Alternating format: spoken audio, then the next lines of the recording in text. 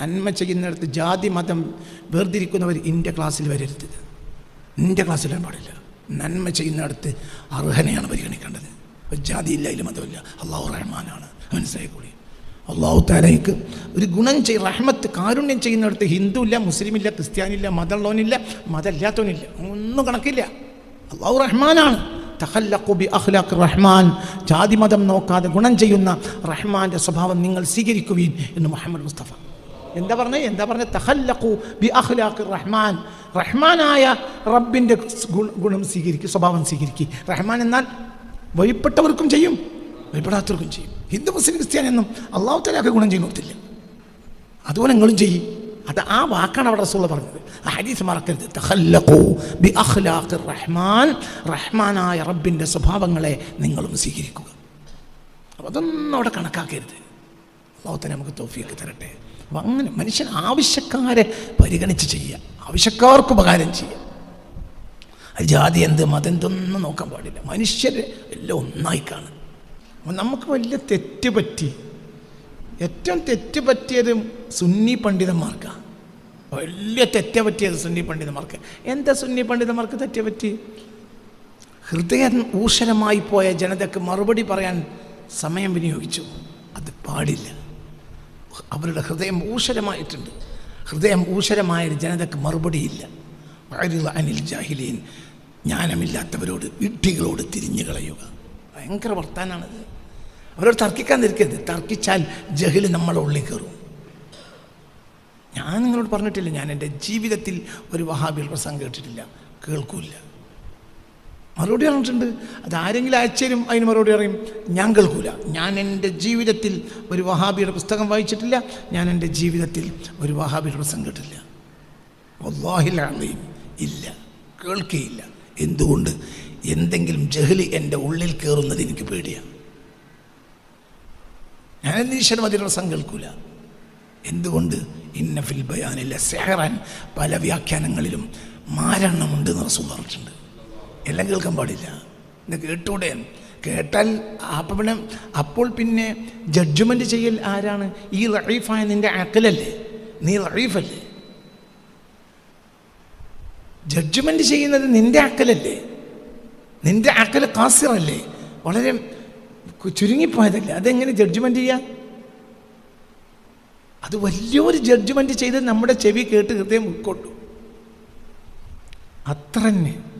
എൻ്റെ വാപ്പ എനിക്ക് വലിയ ആളാണ്, ഒരു വലിയ ആളുമാണ്. എൻ്റെ വാപ്പ വലിയ ആളുമായിരുന്നു, എനിക്ക് വലിയ ആളാണ്, യഥാർത്ഥത്തിലും വലിയ ആളാണ്.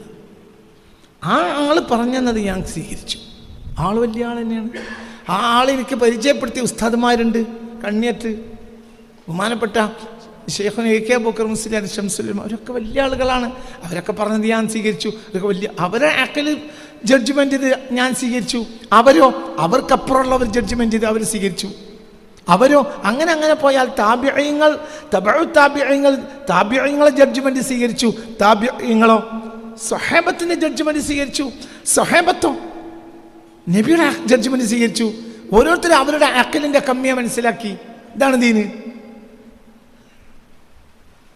വഹാബി കാലഘട്ടം ആരംഭിക്കുന്നത് 20-ാം നൂറ്റാണ്ടിൻ്റെ തുടക്കം മുതലാണ്. അതായത് 1902 1902 കൂടെ മുസ്ലിങ്ങൾ എന്ത് ചെയ്തു? അവർ അക്കലിനെ ജഡ്ജിയാക്കി. മുൻഗാമികളെ തള്ളി സ്വന്തം അക്കലിനെ ജഡ്ജിയാക്കി. അവിടെ പേച്ചു. നബിയുടെ ജഡ്ജ്മെന്റ് സ്വീകരിക്കുകയാണ്. ഉദാഹരണം പറയാം, നബി പറഞ്ഞൊരു സംഭവം സല്ലല്ലാഹു അലൈഹി വസല്ലം എന്താ പറയുന്നറിയോ? അയാളുടെ കൃഷിയിടത്തിൽ നിന്ന് അയാളുടെ പശുവിനെയും കൊണ്ടുപോവുകയായിരുന്നു. കാള അല്ലെങ്കിൽ പശു ഇങ്ങനെ കൊണ്ടുപോവുക. അങ്ങനെ ഇരുട്ടി. റസൂലുള്ള പറഞ്ഞു കൊടുക്കുക ഈ സംഭവം. ഇസ്രായേലി കാലത്ത് കഴിഞ്ഞ ഒരു സംഭവം പറയാം. ഇരുട്ടിയപ്പോൾ അയാൾക്ക് വെളിച്ചല്ല. നാക്കാലികൾക്ക് പിന്നെ രാത്രിയും കണ്ണ് കാണും. അപ്പം അയാൾ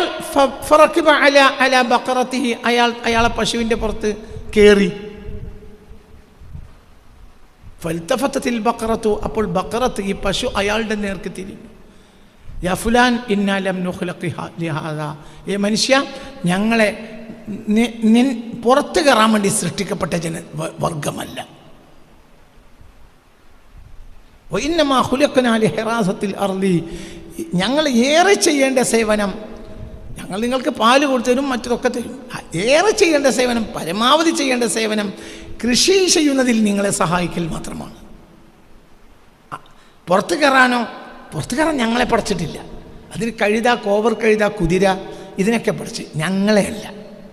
നീ എന്നെ അള്ളാഹു നിനക്ക് വേണ്ടി എന്തിന് പഠിച്ചോ അതിനുപയോഗപ്പെടുത്തണം. അതിനപ്പുറത്തേക്ക് ഉപയോഗപ്പെടുത്തിയാൽ അക്രമമാണ്. ആര് പറഞ്ഞു? ഈ പശു പറഞ്ഞു. ഫനസലമിനൽ ബക്കറത്തി, അയാൾ പെട്ടെന്ന് പശുവിൻ്റെ പുറത്തുനിന്ന് ഇറങ്ങി പശുവിൻ്റെ കൂടെ നടക്കുകയും ചെയ്തു. ഈ സംഭവം പറഞ്ഞ് അപ്പോൾ വിശ്വസിച്ചു എന്ന് പറഞ്ഞവരാണെങ്കിലും വിശ്വസിക്കാത്ത ഒരു ജനത ബാക്കിലുണ്ടായിരുന്നു, മുനാഫിക്കുകൾ.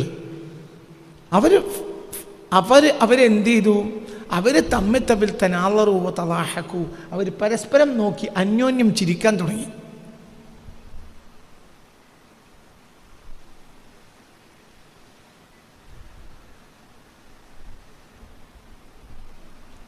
യഖൂൽ, എന്നിട്ട് അയാൾ പറഞ്ഞു, ഇപ്പം മൂപ്പര് പറയുന്നത് ബഖറത്തുൻ തതകല്ലം, പശു വർത്താനം പറഞ്ഞു അത്രേ എന്നാണ്. ഈ ഹദീസ് ബുഖാരിയിലുണ്ട്, സ്വഹീഹ് ബുഖാരിയിലുണ്ട്. ഈ ഹദീസ് സ്വഹീഹ് മുസ്ലിമിലുണ്ട്. ഈ ഹദീസ് നബിയെ ഇഷ്ടമില്ലാത്ത ആളുകളാണ് മുനാഫിക്കുകൾ. അവരിങ്ങനെ ലാഭത്തിന് വേണ്ടി വന്നിരിക്കുക, അത്രയേ ഉള്ളൂ. ഉള്ളിൽ അവർക്ക് നബിയില്ല. അപ്പോൾ അവർ ബാക്കിലിരിക്കുന്നുണ്ട്. അവർ പറഞ്ഞു തനാളറും, അവർ പരസ്പരം നോക്കി. ഇപ്പോൾ തലാഹക്കോ, അങ്ങോട്ട് നോക്കി ചിരിച്ചു. അന്യോന്യം നോക്കി ബാക്കിൽ ഇങ്ങനെ തല താഴ്ത്തി പരസ്പരം നോക്കി ചിരിച്ചു. യഖൂൽ, ഇപ്പം എന്ത് പറഞ്ഞപ്പോൾ എന്ത് പറയാണ്? ബഖറത്തുൻ തതകല്ലം, പശു സംസാരിക്കാത്രേ. ഫതഹയ്യ നബി സല്ലല്ലാഹു അലൈഹി വസല്ലം, അപ്പോൾ ഇരിപ്പിടത്തിൽ റസൂലുള്ള ഒന്ന് കരുതിയിരുന്നു, ഒന്ന് ഒരുങ്ങിയിരുന്നു. ഫഖാല, റസൂലുള്ള പറഞ്ഞു, വഹ്യുൻ നസല ബിഹി ജിബ്രീൽ, ജിബ്രീൽ തന്ന വഹ്യാണ്. ആമൻതു ബിഹി, ഞാൻ വിശ്വസിച്ചു. അബൂബക്കറിൻ, അബൂബക്കറും വിശ്വസിച്ചു. ഉമറും വിശ്വസിച്ചു. ഈ ഹദീസിൽ ബുഖാരി കൊടുക്കുന്നത് വമാ ഹുമാ സമ്മ, ഈ രണ്ട് വ്യക്തികളും അപ്പോൾ ആ സദസ്സിൽ ഇല്ല. ഭയങ്കര ഇല്ലാത്തവരെ പറ്റി നബി ഉറപ്പ് പറഞ്ഞു. ഞാനും വിശ്വസിച്ചു. ആദ്യം കിട്ടുന്ന സംഭവമാണ്. എന്നിട്ട് നബി പറയാണ് എന്ത്? വഹ്യുൻ നസല ബിഹി ജിബ്രീൽ, ഇത് ജിബ്രീൽ ഇറക്കി തന്ന വഹ്യാണ്. ആമൻതു ബിഹി, ഞാൻ ആ വഹ്യിൽ വിശ്വസിച്ചു. അബൂബക്കറിൻ, അബൂബക്കർ വിശ്വസിച്ചു. ഉമറും വിശ്വസിച്ചു. അതിൻ്റെ അപ്പുറത്ത് ബ്രാക്കറ്റ് കൊടുക്കുകയാണ് വമാ ഹുമാ സമ്മ, ആ രണ്ട് വ്യക്തികളും അപ്പോൾ ആ സദസ്സിൽ ഇല്ല. എന്താ അതിൻ്റെ അർത്ഥം? ഞാൻ എന്ത് പറഞ്ഞാലും ബുദ്ധിയുടെ ജഡ്ജ്മെൻറ്റ് അബൂബക്കർ ചെയ്യൂല, ഉമറും ചെയ്യൂല. ഞാൻ പറഞ്ഞതിൽ ബുദ്ധിയുടെ ജഡ്ജ്മെൻറ്റ് ഇല്ല. ജിബ്രീൽ കൊണ്ടുവരുന്നതിൽ എനിക്ക് ബുദ്ധിയുടെ ജഡ്ജ്മെൻറ്റ് ഇല്ല. അമൻതു ബിഹി, ജിബ്രീൽ ഇറക്കി തന്നു, ഞാൻ വിശ്വസിച്ചു. ഞാൻ ആ കാലത്ത് ആയിരക്കണക്കായ കൊല്ലങ്ങളിൽ ഇസ്രായേലി കാലത്ത് നടന്ന ഒരു സംഭവമാണ്. പക്ഷെ ജിബ്രീൽ എനിക്ക് ആ വഹ്യ് തന്നപ്പോൾ ഞാനത് വിശ്വസിച്ചു. പിന്നെ എനിക്ക് രണ്ടാളെ കിട്ടിയിട്ടുണ്ട്, അബൂബക്കർ ഉമർ റളിയല്ലാഹു അൻഹു, അവർ വിശ്വസിക്കുന്നല്ല.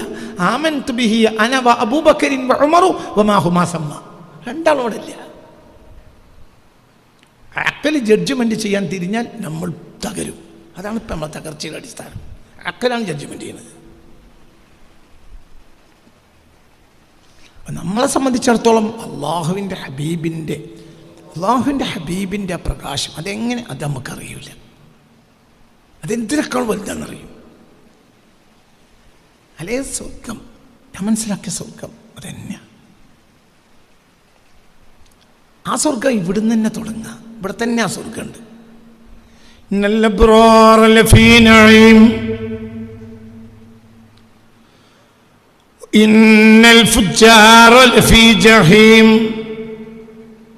എന്താ സുഹൃത്ത്?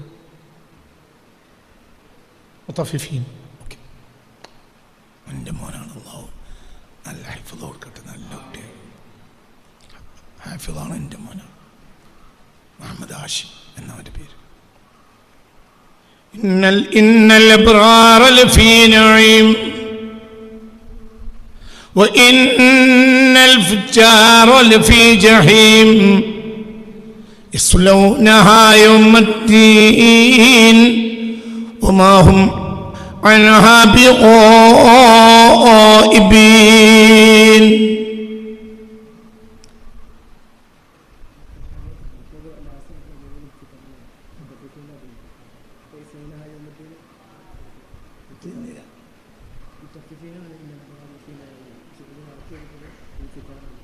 അതെങ്ങനെയാ ആ ആയത്ത് എങ്ങനെയാണ്? ഇന്നല്ലേ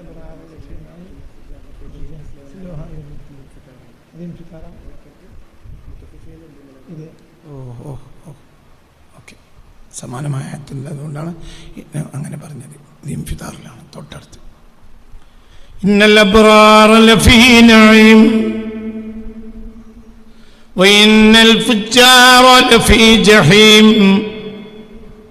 യസ്ലൗനഹാ യൗമദ്ദീൻ വമാ ഹും അൻഹാ ബിഗായിബീൻ.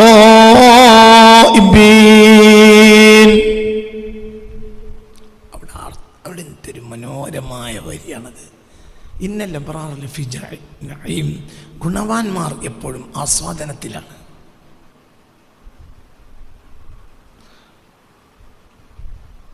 ഗുണവാന്മാർ എപ്പോഴും ആസ്വാദനത്തിലാണ്.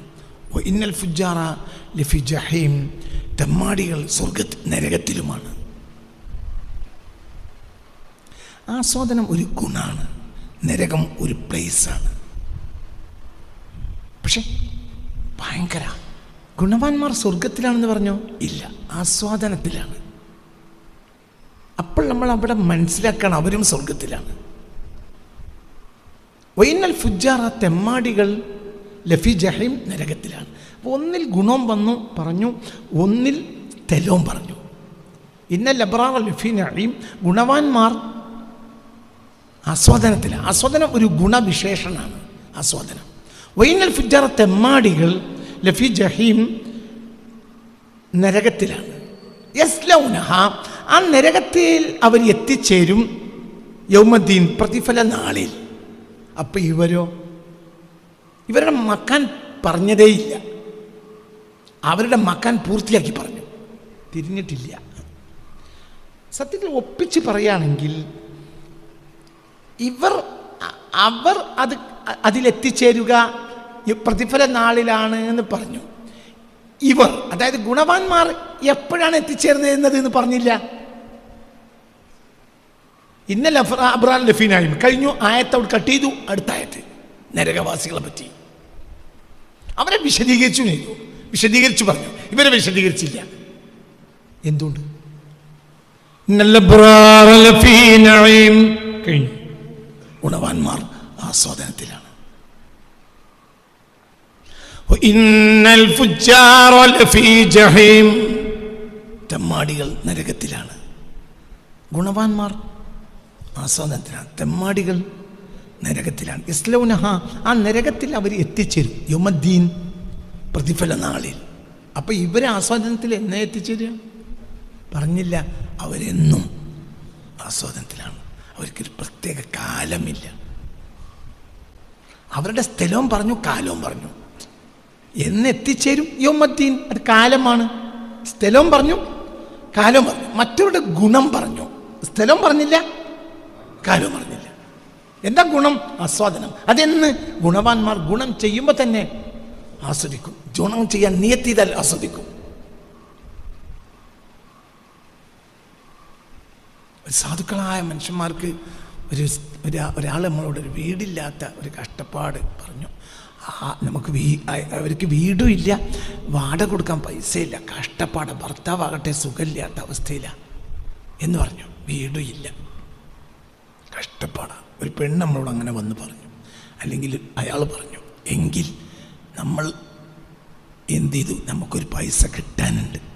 അപ്പം തന്നെ നമ്മൾ നിയത്ത് ചെയ്തു. അപ്പം തന്നെ ആസ്വാദനം തുടങ്ങി. അത് അടുത്ത ദിവസം കിട്ടിയാൽ ചെയ്യണം.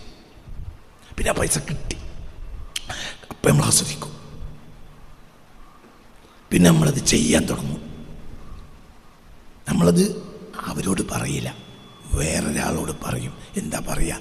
ഒരാൾ എനിക്കൊരു പൈസ തന്നിട്ടുണ്ട് വീടിന്, വീടില്ലാത്തവർക്ക് പൈസ വീടുണ്ടാക്കി കൊടുക്കാൻ പൈസ ഒരാൾ എന്നെ ഏൽപ്പിച്ചിട്ടുണ്ട്. അത് ഞാൻ നമുക്ക് ചെയ്യായിരുന്നു, ഈ അതിലൊന്ന് സഹകരിക്കണം എന്ന് പറയും. അപ്പോൾ ഇവർ രണ്ടാളും കൂടി പോയി പിന്നെ മൂന്നാമനോട് പറയും വേറെ ആളൊരു പൈസ ഉണ്ട് എന്ന് പറയും. മനസ്സിലായില്ലേ? എന്നിട്ട് ആളെ പറയാതെ ആ വീടുണ്ടാക്കി കൊടുക്കും. ആ വ്യക്തി ആശ്രയിക്കും. എന്തുകൊണ്ട്? അതുകൊണ്ട് സ്വകാര്യമായിട്ട്. രണ്ടാമത്തെ ആൾ വിചാരിക്കുന്നത് ഇവൻ്റെ പൈസ അല്ല എന്ന. ഒരു നിലക്ക് ഇവൻ്റെ പൈസ അല്ലല്ലോ. ആരെ പൈസ? ആസ്വാദനം. അതായത് അതെവിടെയും പോകൂല.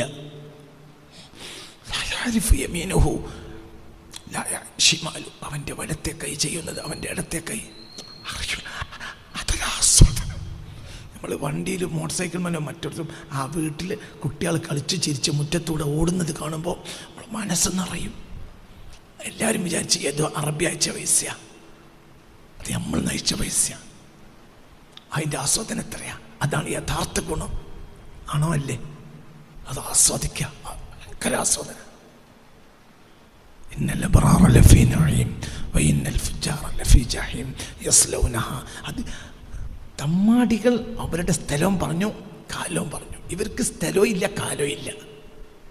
ഒരനശ്വരതയാണ് അവർക്ക്. അവരെന്നും സുഖിക്കുക. കാരണം അവർ ചെയ്ത നന്മ അവരെ അതാരും ഭാര്യ അറിഞ്ഞിട്ടില്ല.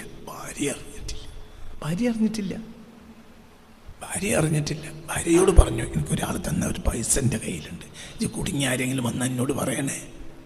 അപ്പോൾ ഭാര്യ വേഗം പറയും. എന്തുകൊണ്ട്? ഭാര്യമാർക്കൊരു പൊതു സ്വഭാവമുണ്ട്. ഭർത്താവിൻ്റെ പോക്കറ്റിൽ നിന്ന് പോണേന് അവൾക്ക് വലിയ ഇഷ്ടം ഉണ്ടാവില്ല. അവിടെ നമ്മൾ വേഗം ഭാര്യയോട് എന്ത് പറയാം? ഞങ്ങൾക്കൊരു വിളവാണ് പറഞ്ഞു തരുന്നത്. ഭാര്യയോട് എന്ത് പറയാം? വേറൊരാൾ തന്ന പൈസ തന്നെയാണല്ലോ.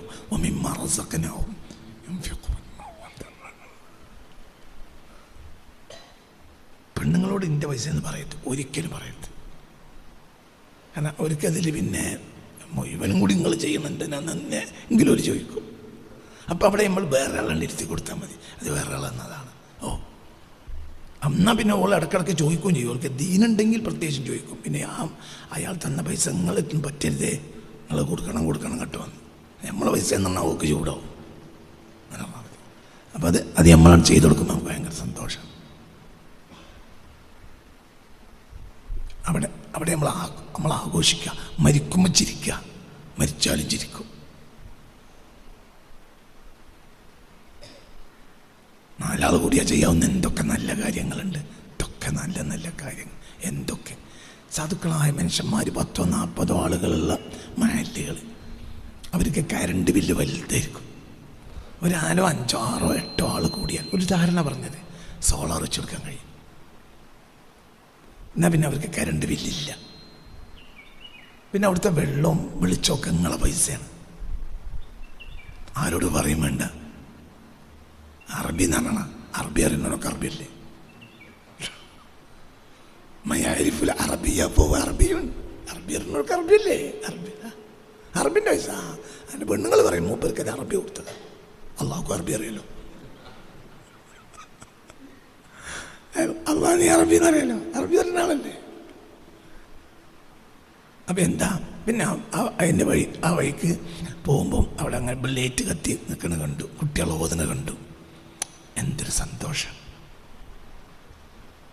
അവിടുത്തെ ഹൗദിലെ വെള്ളം നിങ്ങളെ ചിലവില്ല. കാരണം അതിൻ്റെ കരണ്ട് വെള്ളം അല്ലാണ്ടതാണ്. അതിൻ്റെ കരണ്ട് കാരണക്കാരങ്ങളാണ്. അപ്പം ആ വെള്ളം അടിക്കണ നിങ്ങളെ കാരണത്തിലാണ്. അപ്പോൾ ഊച്ചീൻ്റെ കൂലി നിങ്ങൾക്ക് ആണോ അല്ലേ? എത്രയാണ് അതിൻ്റെയൊക്കെ കൂലി? എത്ര? ഞാൻ ആവശ്യമില്ലാത്ത കൊടുത്തതല്ലേ. പള്ളി കമ്മിറ്റിയിൽ പൈസ ബാലൻസ് ഉള്ളവരുണ്ട്, അവരെ പറ്റിയല്ല പറയുന്നത്. പറ്റ കുഴുങ്ങിയ മാലിൽ എനിക്കറിയാം. നിങ്ങൾക്ക് വേണം എന്നോട് പറഞ്ഞാൽ മതി, ഞാൻ പറഞ്ഞുതരാം സ്ഥലം. 4-5 ആളെ കൂടിയാൽ എത്ര എളുപ്പം കഴിയും. പിന്നെ ഒരു 10 ആളുകളോടത്തൊരു 10 സാധാരണക്കാരെ ആവശ്യം വെള്ളമില്ല. അപ്പോൾ അവർക്ക് കുഴൽ കിണർ അടിക്കാനോ പൈസ ഇല്ല. കിണർ എന്താണെങ്കിൽ 3 മാസത്തിൽ വെള്ളം പറ്റും. വേനൽക്ക് 3 മാസം വെള്ളം ഉണ്ടാവില്ല. അങ്ങനത്തെ എത്ര നാടുകളുണ്ട്. അപ്പോൾ 10 വീട്ടുകാർക്ക് കൂടിയിട്ട് എന്ത് ചെയ്യുക? ഒരു കിണറല്ല, ഒരു കുഴൽ കിണറിന് അടിച്ചു കൊടുക്കുക. അതിന് പൈസയാവും. പക്ഷേ എത്ര കാലം അവർ വെള്ളം കുടിച്ചത് എൻ്റെ ചിലവിലല്ലേ? നിനക്ക് ഇമം വിട്ടുപോലല്ലോ. ഈ കൈ എന്തിച്ചാൽ അള്ളാഹു താല ഉത്തരം തരൂലേ? എന്തുകൊണ്ട് റബ്ബേ പഠിച്ചോനെ? ആരും അറിയില്ല. നിങ്ങൾ തമ്മിൽ തീരുമാനിക്കുക. അതാരും അറിയാൻ പാടില്ല. ഒരാളും പറയാൻ പിന്നെ പറയും ചെയ്തു, ഒരാളും പറയരുത്. ഹസ്മ ചെയ്യുക, ഒരാളോട് പറയരുത്. സ്വന്തമായ ഒരിക്കലും പുറത്തു പോകില്ല. ചിലപ്പോൾ സദസ്സിലിട്ട് തന്നെ നമ്മളെ മാനം കെടുത്തും. ചിലപ്പോൾ പള്ളി കമ്മിറ്റിയിൽ ജനറൽ ബോഡി നടക്കുന്ന സമയത്ത് നമ്മളൊരാളെ പേര് പറഞ്ഞു. അപ്പോൾ പിന്നെ അത് മറ്റുള്ളവർ സ്വീകരിച്ചില്ല. അപ്പോൾ വേറൊരുത്തൻ എന്നിട്ട് വന്നു, മൂപ്പര് നമുക്ക് പല ഉപകാരം ചെയ്തല്ലേ, നിങ്ങളെ മൂപ്പര് വാക്കൊന്ന് പരിഗണിക്ക്. അപ്പം മറ്റൊന്നും എടുത്ത് പറയൂ, ഓൻ്റെ ഉപകാരം അത് അറബി അയച്ചു കൊടുത്തല്ലേ. അറബി അയച്ചു കൊടുത്ത പൈസക്ക് ഓനെ ബഹുമാനിക്കേണ്ട ആവശ്യം എന്താ? ഓൻ്റെ പൈസ തന്നെയാ, അതിലും ആശയിരിക്കും, ഒരു വാക്കോടെ സ്വീകരിക്കില്ല. മനസ്സിലുകൊണ്ട് പറഞ്ഞത്. അങ്ങനെ ചെയ്താൽ എന്താ? അതിൻ്റെ പേരിൽ ആക്ഷേപം കിട്ടും. ആ ആക്ഷേപത്തിൽ അവർ കുറ്റക്കാരും അല്ല, നമുക്ക് കൂലിയും കിട്ടും. ആക്ഷേപിച്ചോൻ പറഞ്ഞത് ശരിയാണ്, കാരണം ഓൻ്റെ പൈസ ഏറ്റെല്ലാം ജനങ്ങൾ അറിഞ്ഞിട്ടുള്ളത്. ആക്ഷേപിച്ചവർക്ക് കുറ്റമല്ല, എന്നാൽ ആക്ഷേപം കൊണ്ടുപോകാൻ കൂലിയുണ്ട്. ഉണ്ടോ അല്ലേ? എത്ര നന്മയാണ് ഇതൊക്കെ. ഇതങ്ങനെയൊക്കെ ഒന്ന് ചെയ്താൽ സാധുക്കൾക്ക് കിണർ വെച്ച് കൊടുക്കുക, സാധുക്കൾക്ക് 10 ആൾ കൂടിയാൽ നടക്കൂല. ഇന്നത്തെ കാലത്ത് അതൊക്കെ അല്ലേ കഴിയുക. അതിൽ ജാതി മതമില്ല. നന്മ ചെയ്യുന്നിടത്ത് ജാതി മതം വേർതിരിക്കുന്നവർ എൻ്റെ ക്ലാസ്സിൽ വരരുത്, എൻ്റെ ക്ലാസ്സിൽ വരാൻ പാടില്ല. നന്മ ചെയ്യുന്നിടത്ത് അർഹനെയാണ് പരിഗണിക്കേണ്ടത്. ജാതിയില്ല, അതിൽ മതമില്ല. അള്ളാഹു റഹ്മാനാണ്, മനസ്സിലായിക്കോളി. അള്ളാഹു തആലയ്ക്ക് ഒരു ഗുണം റഹ്മത്ത് കാരുണ്യം ചെയ്യുന്നിടത്ത് ഹിന്ദു ഇല്ല, മുസ്ലിം ഇല്ല, ക്രിസ്ത്യാനില്ല, മതമുള്ളവനില്ല, മതമില്ലാത്തവനില്ല, ഒന്നും കണക്കില്ല. അള്ളാഹു റഹ്മാനാണ്. തഖല്ലഖു ബി അഖ്ലാഖി റഹ്മാൻ, ജാതി മതം നോക്കാതെ ഗുണം ചെയ്യുന്ന റഹ്മാൻ്റെ സ്വഭാവം നിങ്ങൾ സ്വീകരിക്കുവീൻ എന്ന് മുഹമ്മദ് മുസ്തഫ എന്താ പറഞ്ഞത്? തഖല്ലഖു ബി അഖ്ലാഖി റഹ്മാൻ, റഹ്മാനായ റബ്ബിൻ്റെ ഗുണം സ്വീകരിക്കുക, സ്വഭാവം സ്വീകരിക്കുക. റഹ്മാൻ എന്നാൽ വഴിപ്പെട്ടവർക്കും ചെയ്യും, വഴിപ്പെടാത്തവർക്കും ചെയ്യും. ഹിന്ദു മുസ്ലിം ക്രിസ്ത്യാനി എന്നും അള്ളാഹു തആലക്ക് ഗുണം ചെയ്യുന്നില്ല. അതുപോലെ നിങ്ങളും ചെയ്യും. അത് ആ വാക്കാണ് അവിടെ റസൂൽ പറഞ്ഞത്. ആ ഹദീസ് മറക്കരുത്. തഖല്ലഖു ബി അഖ്ലാഖി റഹ്മാൻ, റഹ്മാനായ റബ്ബിൻ്റെ സ്വഭാവങ്ങളെ നിങ്ങളും സ്വീകരിക്കുക. അപ്പോൾ അതൊന്നും അവിടെ കണക്കാക്കരുത്. അല്ലാഹു തആല നമുക്ക് തൗഫീഖ് തരട്ടെ. അപ്പോൾ അങ്ങനെ മനുഷ്യൻ ആവശ്യക്കാരെ പരിഗണിച്ച് ചെയ്യുക, ആവശ്യക്കാർക്ക് ഉപകാരം ചെയ്യുക. ജാതി എന്ത് മതം എന്തൊന്നും നോക്കാൻ പാടില്ല. മനുഷ്യർ എല്ലാം ഒന്നായി കാണും. മനുഷ്യരൊക്കെ ഒന്നായി കാണും. എല്ലാ മനുഷ്യരും ഒന്നാണ്. അതിൽ തെറ്റുള്ളവരുണ്ടാവും, പക്ഷെ അവർ തിരുത്താൻ വേണ്ടി നമ്മളെ വ്യഗ്രതപ്പെടുക. എല്ലാം ഈ ലോകത്തുണ്ടാവും. എന്നും നമ്മൾ നോക്കണ്ട. നമ്മൾ മുഹാസിബല്ല, നമ്മൾ കണക്കെടുക്കുന്നവനല്ല. കണക്കെടുക്കുന്നവൻ അല്ലാഹു മാത്രമാണ്. മുത്ത് മുഹമ്മദ് മുസ്തഫ, അതാണ് നമ്മളെ നേതാവ്. ജാതി മതം നോക്കാതെ മനുഷ്യർക്ക് വേണ്ടി അള്ളാഹു അയച്ച ആളാണ് മുഹമ്മദ് മുസ്തഫ. ആ മനുഷ്യൻ പ്രചരിപ്പിച്ച മതം ഇസ്ലാമാണ്. ആ മനുഷ്യൻ്റെ മതം ഇസ്ലാമാണ്. അതേ സമയത്ത് മറ്റൊരു മനുഷ്യനെയും അവൻ്റെ ക്രൂരമായ പെരുമാറ്റത്തിൻ്റെ പേരിൽ മാത്രമല്ലാതെ നബി സല്ലല്ലാഹു അലൈഹി വസല്ലം നേരിട്ടിട്ടില്ല. അതൊക്കെ മനസ്സിലാക്കുക. അതിലില്ലാതെ നന്മ ചെയ്യുക, അതന്നെയാണ്. അതിലില്ലാതെ നന്മ ചെയ്യുക. ഇത് 26-ാമത്തെ വർഷത്തെ നമ്മുടെ ഒരു മുദ്രാവാക്യം. എന്താ മുദ്രാവാക്യം? മുദ്രാവാക്യം ഡിക്ലെയർ ചെയ്യും: വെറുപ്പിനെ നന്മ കൊണ്ട് നേരിടൂ. ഇതാണ് നമ്മുടെ മുദ്രാവാക്യം. വെറുപ്പിനെ നന്മ കൊണ്ട് നേരിടൂ. ഇതാണ് നമ്മുടെ മുദ്രാവാക്യം. വെറുപ്പിനെ നന്മ കൊണ്ട് നേരിടുക. വെറുപ്പ് പ്രചരിപ്പിക്കാൻ മെനക്കെടരുത്, അതിനെ സഹായിക്കരുത്. വെറുപ്പിനെയും ഇത് ഫഅബില്ലത്തി ഹിയ അഹ്സൻ, നീ നേരിടേണ്ടത് നന്മ കൊണ്ടായിരിക്കണം. വമാ യുലഖാഹാ ഇല്ലല്ലദീന സബറു. ഏതാ സൂറത്ത്? ഫുസ്സിലത്ത്. എത്രാമത്തെ ആയത്താ നോക്കാം. വമാ യുലഖാഹാ ഇല്ലല്ലദീന സബറു, ക്ഷമാശീലർക്കല്ലാതെ അങ്ങനെ നേരിടാൻ കഴിയില്ല. വേറെ തന്നെ മേൽ AK-47 എടുക്കണമെങ്കിൽ ബുദ്ധിമുട്ടില്ല, അതിന് വികാരത്തിന് ചൂടാളിയാൽ മതി. പക്ഷേ ഒരു ക്രൂരൻ, ഒരു മോശപ്പെട്ട വ്യക്തിയുടെ മേൽ ക്ഷമിക്കണമെങ്കിൽ എന്ത് വേണം? വമാ യുലഖാഹാ ഇല്ലല്ലദീന സബറു വമാ യുലഖാഹാ ഇല്ലാ ദു ഹള്ളിൻ അളീം. മഹാഭാഗ്യമുള്ളവർക്കല്ലാതെ അതിനു കഴിയില്ല.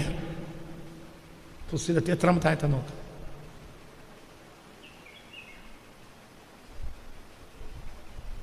വമാ യുലഖാഹാ ഇല്ലല്ലദീന സബറു വമാ യുലഖാഹാ ഇല്ലാ ദു ഹള്ളിൻ വലാ തസ്തവിൽ ഹസനത്തു വല സയ്യിഅ. നന്മയും തിന്മയും ഒരിക്കലും സമമല്ല. അതായത് നന്മ ചെയ്താൽ കിട്ടുന്ന ലാഭം തിന്മ കൊണ്ട് പ്രതികരിച്ചാൽ കിട്ടുന്ന ലാഭവും ഒരുപോലെയല്ല. ഇത് ഫഅബില്ലത്തി ഹിയ അഹ്സൻ, ഏറ്റവും നന്മ കൊണ്ടാണ് ഏത് മോശപ്പെട്ടവനോടും നീ പ്രതികരിക്കേണ്ടത്. ഫഇദല്ലദീ ബൈനക വബൈനഹു അദാവ, നിന്റെയും ഒരു വ്യക്തിയുടെയും ഇടയിൽ ശത്രുതയുണ്ടെങ്കിൽ കഅന്നഹു വലിയുൻ ഹമീം, അവൻ നിന്റെ ഹൃദയത്തിൻ്റെ ചൂടറിയുന്ന കൂട്ടുകാരനായിത്തീരും. നീ അവനോട് അവൻ്റെ തിന്മക്ക് നന്മ കൊണ്ട് പ്രതികരിക്കുകയാണെങ്കിൽ. ഹമീം, ചൂടറിയുന്നവൻ. വലിയുൻ ഹമീം, ചൂടറിയുന്ന ആൾ. നിന്റെ ഹൃദയത്തിൻ്റെ ചൂടറിയുന്ന ഹൃദയം തൊട്ടറിയുന്ന കൂട്ടുകാരനായി മാറും ആ ശത്രു, നീ അവൻ്റെ തിന്മക്ക് നന്മ കൊണ്ട് പ്രതികരിക്കുന്ന പക്ഷം. മനസ്സിലായില്ല? ഭയങ്കരല്ലേ ഈ ആയത്തിൻ്റെയൊക്കെ സന്ദേശം. ഇതല്ലദീ ബൈനക വബൈനഹു അദാവ കഅന്നഹു വലിയുൻ ഹമീം. എന്നിട്ട് പറയുന്നത് വമാ യുലഖാഹ ഇല്ലല്ലദീന സബറു, എന്നാൽ ക്ഷമാശീലർക്കല്ലാതെ ഇത് നേടാൻ കഴിയില്ല. വമാ യുലഖാഹ ഇല്ലാ ദൂ ഹവ്വിൻ, ഭാഗ്യവാന്മാർക്കല്ലാതെ. എങ്ങനത്തെ ഭാഗ്യം? അളീം, മഹാഭാഗ്യമുള്ളവർക്കല്ലാതെ തിന്മയെ നന്മ കൊണ്ട് പ്രതികരിക്കാൻ കഴിയില്ല. നന്മ കൊണ്ട് പ്രതികരിക്കേണ്ടത്, അല്ലാതെ നമ്മളിപ്പോൾ പുതിയ ചില രീതികൾ. ഇക്കാലം വരെ മുസ്ലിമീങ്ങൾക്ക് ആ രീതിയില്ല. മുസ്ലിങ്ങൾക്ക് ഈ സോക്കേട് 10 കൊല്ലത്തിനുള്ളിൽ തുടങ്ങിയതാണ്. എന്ത് പറയുന്നതിന് ഉരുളക്കുപ്പേരി അങ്ങനെ തന്നെ തിരിച്ച് പ്രതികരിക്കുക. ഇത് മുസ്ലിങ്ങൾ പറയേണ്ട രീതിയല്ല. സോഷ്യൽ മീഡിയയിൽ അതിനു വേണ്ടി കുറച്ച് ആളുകൾ കച്ച കിട്ടി ഇറങ്ങുക നല്ലതല്ല.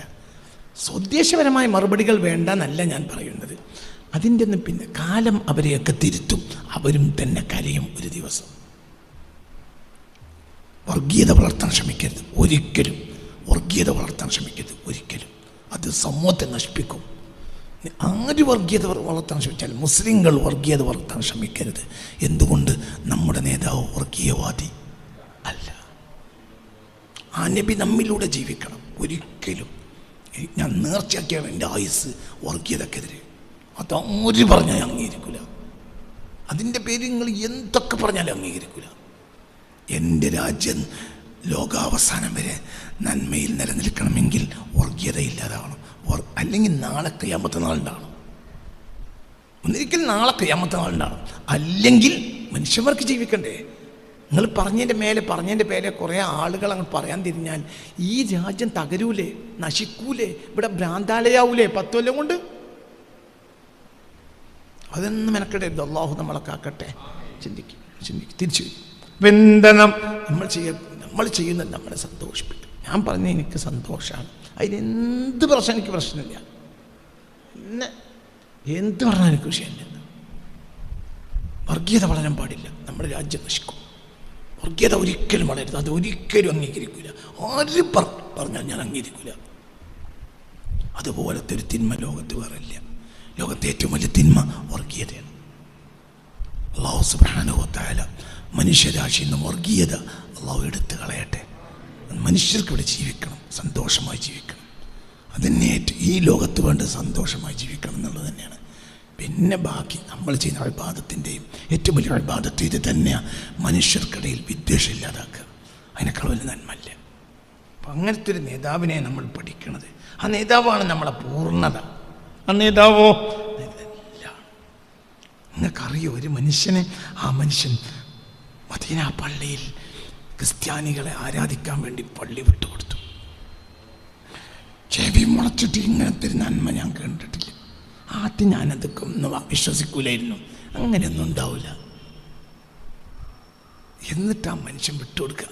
ജിബിരിയിൽ വന്നു പോകുന്ന പള്ളി, സദാസമയം ജിബിരിയിൽ വന്നു പോകുന്ന പള്ളിയാണത്. സയ്യിദുനാ ജിബിരിയിൽ എത്ര സൂറത്താണ് അവിടെ ഇറങ്ങിയത് ആ പള്ളിയിൽ. മുസ്ലിം ലോകം കണ്ട 2ാമത്തെ പള്ളിയാണ് മസ്ജിദ് നബവി.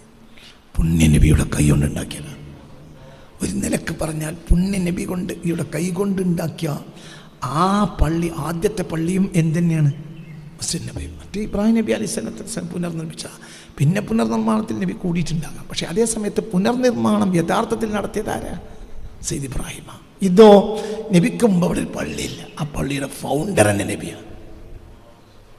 മറ്റേ പള്ളിയുടെ ഫൗണ്ടർ മലക്കുകളാണ്. മസ്ജിദ് നബവിയുടെ ഫൗണ്ടർ നബിയാണ്. ആ നബിയുടെ പള്ളിയിൽ ക്രിസ്ത്യാനികൾ വന്നപ്പോൾ അവർക്ക് ആരാധിക്കാൻ പള്ളി വിട്ടുകൊടുത്തു.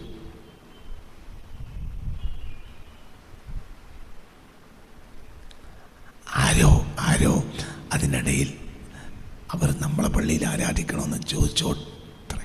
അപ്പോൾ പറഞ്ഞു ഹല്ലു യതഅബ്ബദൂൻ, ആരാധിച്ചോട്ടെ, അവർക്ക് ആരാധിച്ചോട്ടെ, അവരാരാധന അവരാരാധിക്കട്ടെ.